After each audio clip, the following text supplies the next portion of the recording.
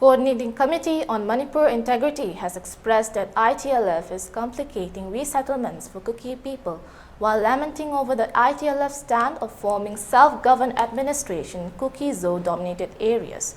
COCOMI in a press release stated that the such mindless act of the ITLF has not only made the future of the Kukis in Manipur uncertain, but have also created tensions among various communities who are reeling under the conflict in the state of Manipur.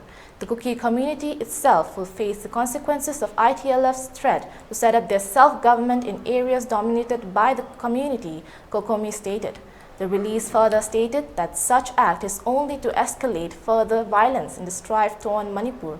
In the release, COCOMI has also highlighted that the central government's failure to take up any decisive action to fight against the armed militants who are attempting to disintegrate Manipur and raise the question if there is any hidden agenda behind such a motive of the central government.